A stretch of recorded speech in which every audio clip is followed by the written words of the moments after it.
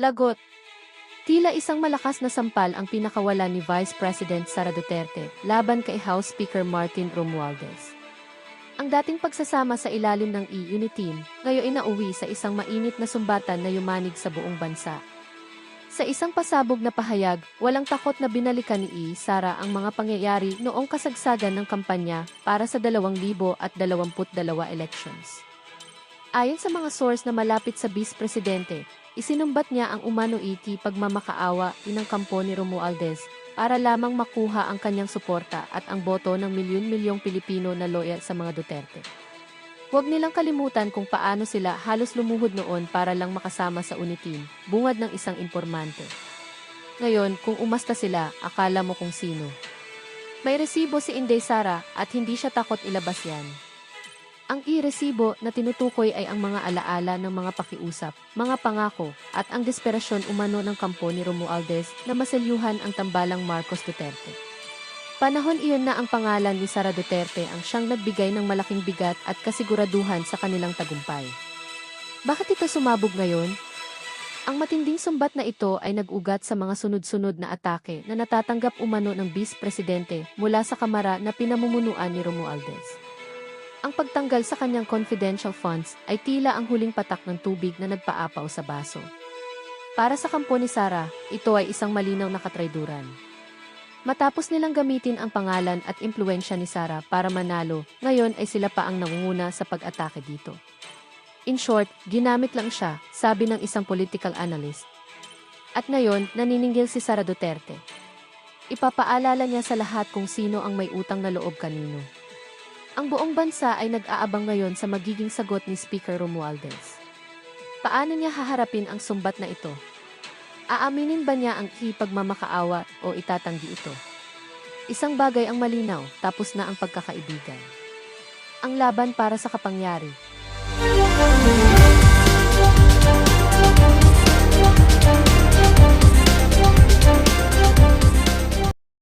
Pilipino ay may espasyo para magsalita, magtanong at makialam. Ngayong gabi, kami ang inyong host. Ako si Banat Bay. Ako naman po si Boss D. Kaya tara na, makisali, makiisa at makibahagi sa talakayang nagbibigay liwanag sa ating mga pananaw. Ipakita ang inyong opinyon, magtanong at maging bahagi ng pambansang diskurso. Ito ang Vox Populi, ang boses ng bayan. Napakasaya nitong pagkakataon na ito, Boss Dada, dahil ngayong araw na ito, exclusive po mula sa kanyang speech, makakausap po natin. Dito lang po yan sa Vox Populi. Boss Dada. At syempre, katulad ng sinasabi mo, napakapalad ng Banateros dahil napagkatiwalaan tayo para sa napakatinding opportunity na ito. At makakasama natin, siyempre, Banat Bay, ang nag-iisa na Vice Presidente ng Pilipinas, si VP Sara Duterte. Magandang araw, ma'am. Magandang gabi. Boss D at Banat Bay, maraming salamat sa pagkakataon na ito na ibinigay ninyo sa akin na maipaliwanag yung aking speech na ibinigay nung Miyerkules at nagpapasalamat ako sa Vox Populi at sa SMNI News Channel dahil pinagbigyan ninyo ako. Palakpakan ho muna natin si Pastor Kibuloy at ang SMNI. Palakpakan ho natin. Grabe, yan na nga ho ba sinasabi natin dito sa PH Update. Kung naghahanap kayo na mapagkakatiwalaang network, wala na hong mas magiging parehas pa dyan sa SMNI. Kaya tayo naniniwala pagkatapos ng administrasyon na to, muling mamamayagpag ang SMNI. No, kasi talagang kung maaari lang gurgurin ng administrasyon na to ang SMNI, gugurgurin ho talaga nila, kaso hindi ho nila magawa dahil napakalakas ho talaga ng suporta rin ng ating mga kababayan dyan sa istasyon na yan. Actually, VP, nawindang talaga ang mundo ng politika, pati ng social media, kasi kami po nakatutok sa social media. Alam niyo naman po na ang aming mundo ay social media.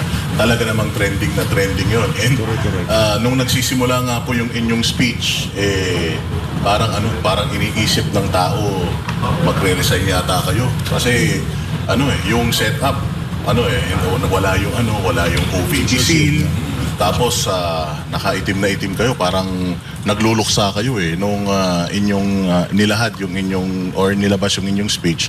Ano po bang reason bakit ganon? Bakit parang hindi siya official na may seal ng OVP? Kasi yung declaration ko na tatakbo akong Pangulo ng Pilipinas, wala naman kasing kinalaman yun sa Office of the Vice President. So, meron pa rin akong trabaho hanggang ngayon bilang pangalawang Pangulo, pero meron akong dinagdag na gagawin ko. At yun yung pagpipresenta sa aking sarili para sa taong bayan na tumakbong Pangulo. Kaya pinatanggal ko yung seal at yung flag ng Office of the Vice President. Yung itim naman ay kulay ng protesta. Protesta laban sa administrasyon ni BBM, ni Marcos.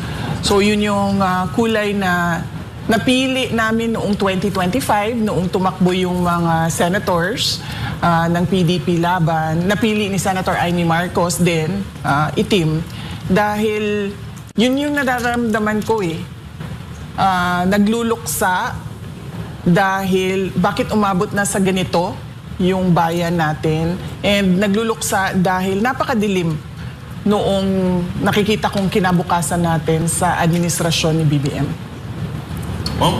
Nabanggit nyo dun sa speech nyo, it took you 47 years to understand my life was never meant to be mine. Anong turning point ninyo at nasabi ninyo na inabot pa kayo ng 47 years? Yung turning point ko na tinanggap ko na yung kagustuhan ng mga tao na tumakbo akong Pangulo, yun yung napansin ko, narinig ko sa mga nakakausap ko na mga hindi ko kilala. Halimbawa, pumupunta ako ng, sabihin na natin, sa Masbate o sa Samar o eto lang, bago lang, galing ako sa Zamboanga City. Merong mga tao na hindi naman nila ako kilala. Alam nila si Sara Duterte ako, pero hindi nila ako kilala bilang isang kaibigan o isang tao. Tapos nagsasabi sila, lumaban ka, lumaban ka. Nagsasabi sila ng ganon. At napapansin ko na simula noong 2022, bago mag-eleksyon, bago mag-file ng candidacy, ganun na rin yung sinasabi ng mga tao tumakbo kang Pangulo. Pero syempre ako, hindi ako nakikinig doon kasi paniwala ko noong panahon na yon, dapat ako tumakbong alkalde ng Davao. Tapos nung nirecruit ako para tumakbong vice president, naisip ko, okay, sige, gagawin ko to para sa mga pagtutuloy ng proyekto ni dating Pangulong Duterte at syempre na rin para sa kagustuhan. Ibigay yung kagustuhan ng mga tao. Hindi ko man naibigay na tumakbo akong presidente, pero nabigay ko sa kanila na tumakbo akong vice president. At ito nga ma'am, nabanggit nyo rin yung Proverbs 19:21, di ba po? Gaano kahalaga ang faith sa inyo para tumakbo ngayong 2028? Mahalaga siya sa akin kasi maraming pangyayari sa buhay natin na hindi siya napapaliwanag ng kahit ano. Bigyan ko lang kayo ng example ng buhay ko, no? Sabi ko sa sarili ko nung batang-bata pa ako, gusto kong maging doktor. Naging abogado ako. Noong 2006, meron akong pagkakataon na bumalik mag-aral ng medisina. Pero hindi nangyari yon. Noong 2013, nabigyan ako ulit ng pagkakataon, pumasok ng school, pero hindi siya nangyari. Tapos, sige, tanggap ko na. Naging politiko ako, hindi ako naging doktor. Gusto ko maging 3 consecutive terms na mayor. Para sa akin, napakalaking achievement nun, napakalaking accomplishment nun bilang isang politician. Sunod-sunod, 9 years kang iboboto ng mga tao pabalik sa isang opisina. Tapos, hindi man nasunod yun. Naging 1-term mayor ako. tapos binigyan ako ng pagkakataon na tumakbo for Congress, hindi din ako tumakbo kasi ayaw ko din. Pero sabi ng mga tao, tumakbo ka ng member of the House of Representatives. Sabi ko, ayaw ko. Babalik na lang ako sa law office, magiging abogado na lang ako. Tapos nung 2016, kung maalala ninyo, naghahabulan kami ni Pangulong Duterte kasi sinasabi niya, hindi ako makatakbo kasi yung anak ko ayaw tumakbong mayor ng Davao City. Sabi niya, wala akong ibang pinagkakatiwalaan na tatakbong mayor. So sabi ko noon, ayaw ko. And then nung nakita ko na gusto ng mga tao na tumakbo siyang Pangulo, nagparaya ako. Sabi ko, sige, babalik akong mayor. 2016. Noong 2019, tinatanong naman na ako, tumakbo kang senator. Sabi ko, ayaw ko. Gusto ko mag-mayor kasi gusto ko 3 terms. Tuloy-tuloy yun. Tapos hindi man din siya nangyari sa akin. Naging vice president ako. Pero wala akong explanation kung bakit nagpaplano ako, meron akong mga gusto, pero hindi siya nangyayari para sa buhay ko. Kaya naghahanap ako sa Bible, naghahanap ako ng explanation sa Diyos kung bakit ganun yung mga nangyayari. Tapos nakita ko yung Proverbs 19 nga, na nakalagay doon, many are the plans in a man's heart, but it is the Lord's purpose that shall prevail. So parang napaka-appropriate niya na Bible verse sa mga nangyari sa buhay ko. And syempre, paniwala ko, yan din ang nangyayari sa buhay ng ibang tao na parang plano sila ng plano pero iba yung nangyayari sa buhay nila. So you think, VP, noong 2022, people are really clamoring na maging presidente ka ng Pilipinas, number 1 ka, at yung decision mo to run ng vice president, konektado rin dito sa destiny na itong sinasabi mo. Yun na, hindi ko siya ma-explain. Pero baka yun nga yung plano talaga ng Diyos, diba? Kasi at that time naman, ni-recruit lang ako para tumakbong vice president. Tapos ang reason naman ng decision ko tumakbong vice president ay dahil, yun nga, may yung plataforma namin ay continuity and unity. Ibig sabihin, itutuloy yung mga magandang nagawa ng Duterte administration. At ibigay sabi ko nga, hindi ko man maibigay na tumakbong Pangulo, pero tumakbo ako on a national stage as Vice President. So parang pakiramdam ko noon, nabigay ko pa rin sa mga tao yung kagustuhan nila.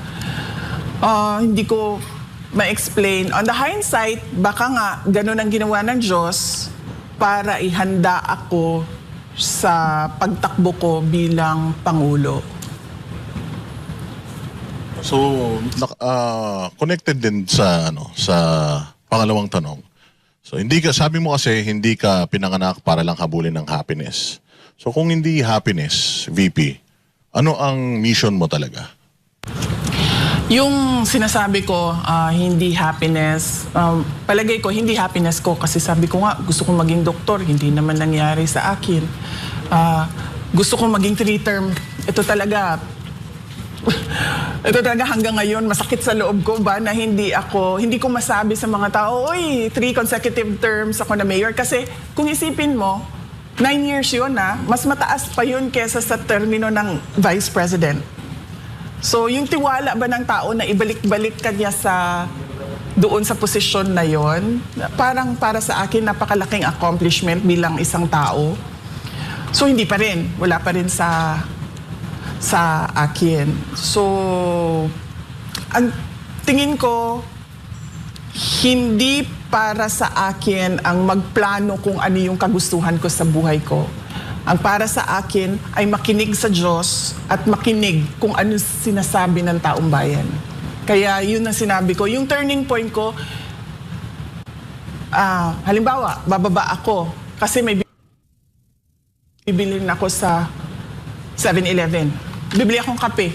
Tapos, yung security guard magsasabi, lumabang ka. Wala man siyang, hi, hello, uy, Inday Sara, wala. Sasabihin lang niya, lumabang ka. Ganon lang.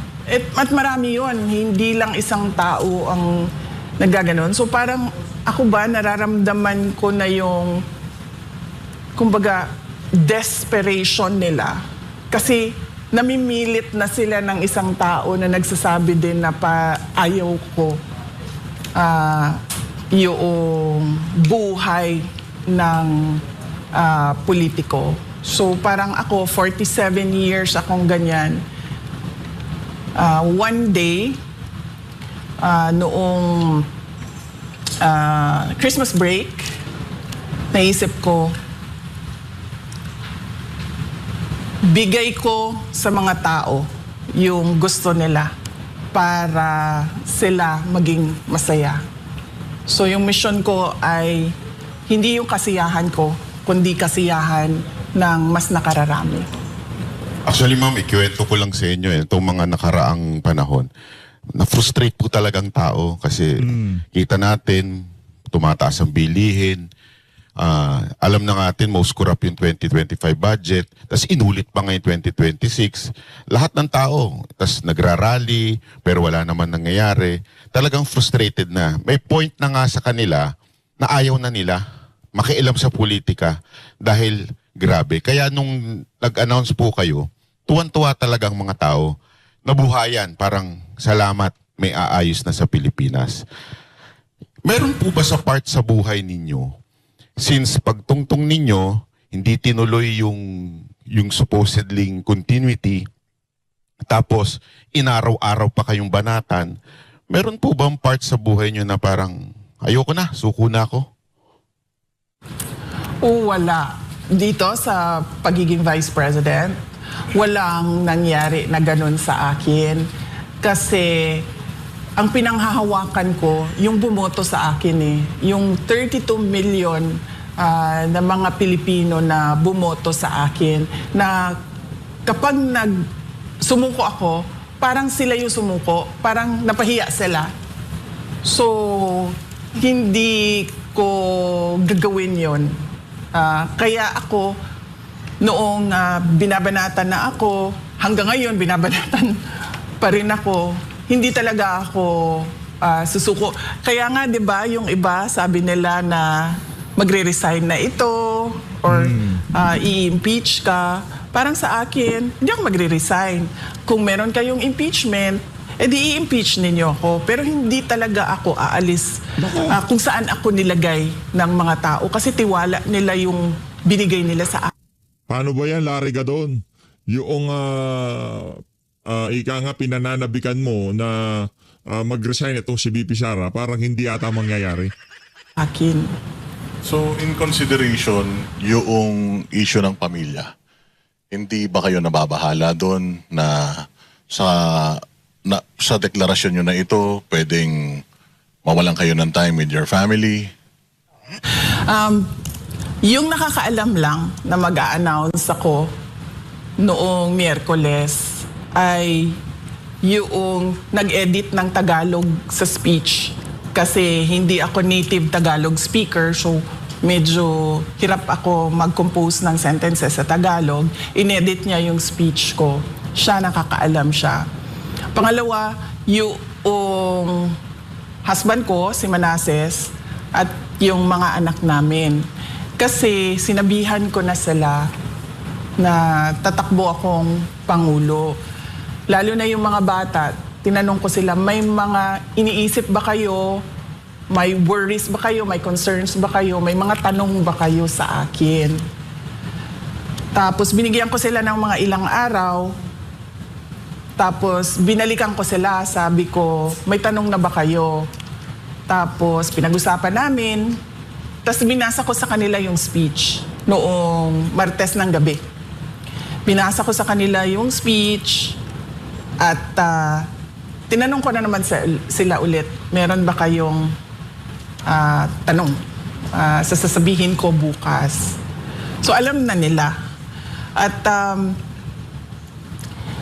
nasanay na rin sila sa nakaraan na 2.5 years na vice president ako na ano talaga, minsan nandyan, minsan wala. Tapos dumagdag pa yung nangyari kay dating Pangulong Rodrigo Duterte. So parang naka-adjust na yung mga anak ko sa trabaho ko. At paniwala ko, hindi na rin, kasi mas mature na sila ngayon, tumanda na yung mga bata simula noong 2022. So paniwala ko, maiintindihan na nila kung ano yung mga kailangan ko gawin para sa bayan. So, ibig sabihin po pala, walang nakakaalam na ibang politiko or any supporter, funder, talagang sarili niyong desisyon nito dahil sa panawagan ng taong bayan sa inyo? Oo, walang kahit mga kapatid ko. Yung mama ko, sinabihan ko siya. Kaso hindi niya ata kasi naintindihan. Nagagawin ko na ngayon. Yun. Sinabihan ko siya, hindi para magpaalam, kundi para lang ma-inform siya. Pero yung nakakaalam talaga nung detalye, yung mga anak ko, tsaka yung asawa ko, tsaka yung nag-edit ng Tagalog sa speech. Pero may tanong din ng taong bayan kasi nung in-announce nyo to, galing po kayo sa The Hague kay Pangulong Duterte. Meron po bang sinabi sa inyo na nag-convince? Pilano nyo po ba? O wala po? Wala. Ang napag-usapan lang namin na politika doon ni Pangulong Duterte ay politika sa Davao City. Kasi binanggit ko sa kanya, kailangan na natin maghanda, sabi ko, for Davao City for 2028. Umuo naman siya. Sabi ko, gagawin na namin kung ano yung ginawa natin bago mag-2025. So, sisimulan na namin. So, yun yung napag-usapan namin. Pero national politics, wala kaming napag-usapan. In fact, kahapon lang siya sinabihan ng mga abogado niya na yung anak mo nag-declare na tatakbong Pangulo. At nagbigay siya ng note, napaka-ikli na note, at pinadala sa akin nung abogado. Pwede po kaya nating malaman kung hindi ito personal, mensahe niya at encouragement niya sa inyo po? Sige, sa susunod, magpaalam muna ako. Magpaalam muna ako kay dating Pangulong Duterte at magpaalam ako sa abogado niya. Pero kahapon siya sinabihan at nagpadala siya ng note. Kaya importanteng or interesado kaming malaman yon, VP, kasi siya din ang nagsabi. Parang narinig ko itong si Ma'am Hana dito sa dito sa interview na to. Nasa nasa background siya, narinig yung boses niya. Shout out dito kay Ma'am Hana, palakpakan natin. Isa ho yan sa napakasipag at napakahusay na ang tawag dito, namumuno diyan sa SMNI. Yan si Ma'am Hana. Palakpakan ho natin. Mahusay. Na ang pagiging presidente hindi fit sa isang babae. Sa tingin ko naman sa lahat ng bagay, hindi lang sa pagiging Pangulo, ay walang gender consideration.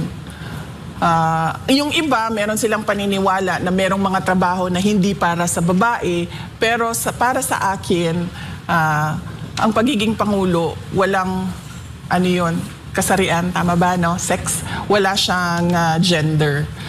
So, yun siguro yung paniwala ni Pangulong Duterte at sa tingin ko hindi lang siguro siya yung may mga ganyan na paniniwala, pero para sa akin yung gender wala yan.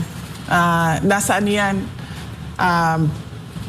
yung kalooban ng tao tsaka kakayahan ng tao.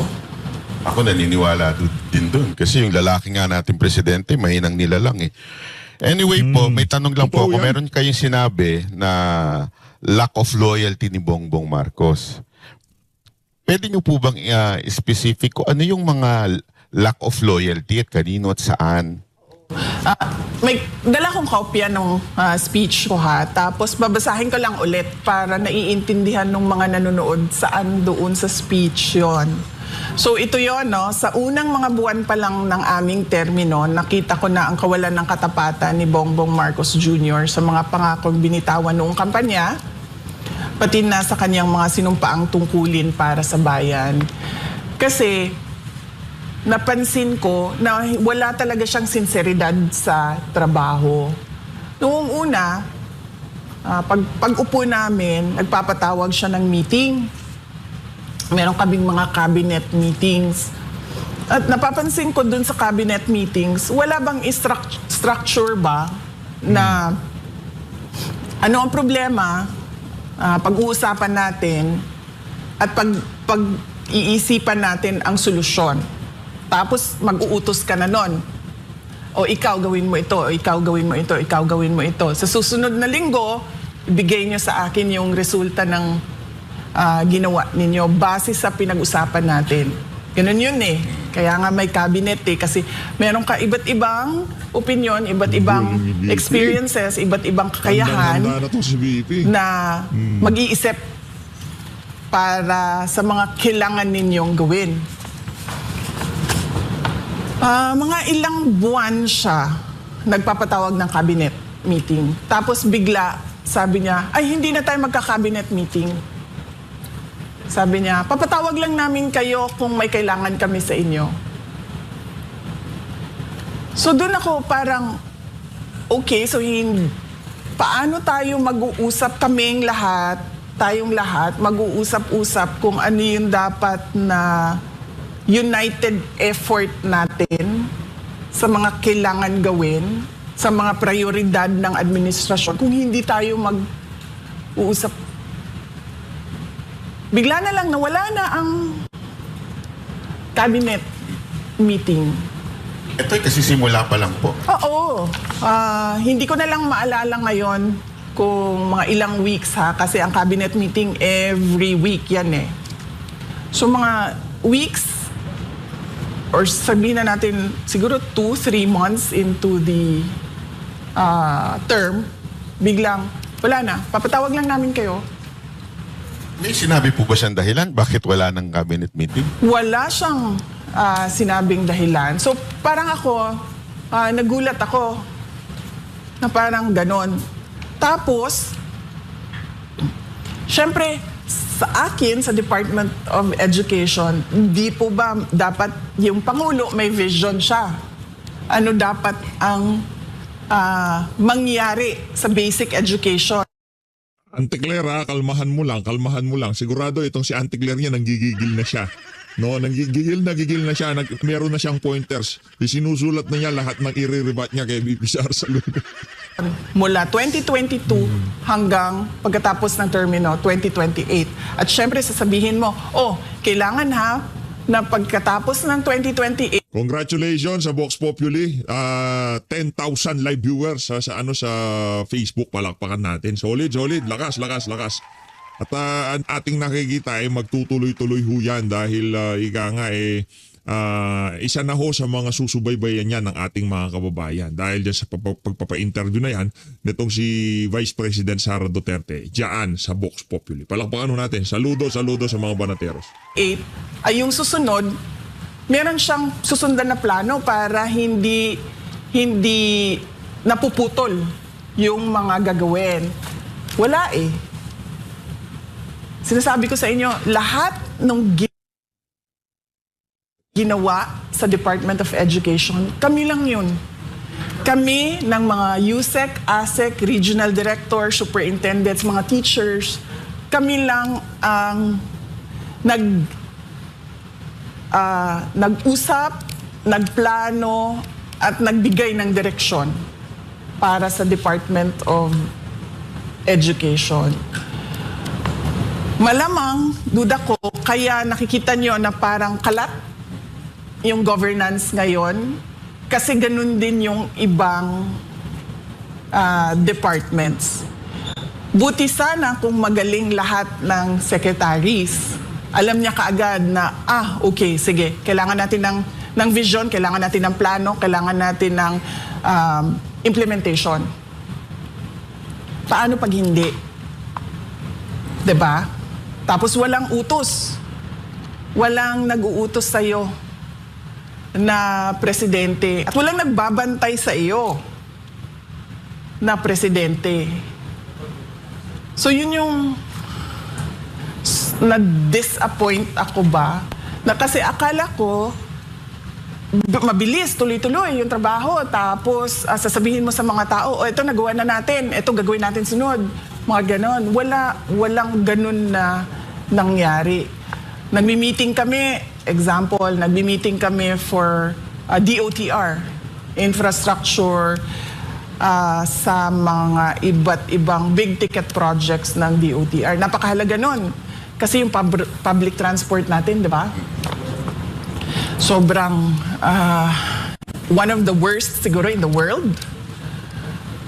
Tapos, meron mga nasimulan na, nagtataka ako, bakit hindi nila pinapansin? Nasimulan na nung nakaraang administrasyon So, ang gagawin mo na lang, tutuloy mo na lang yun, pupondahan mo yung mga kailangan pondohan.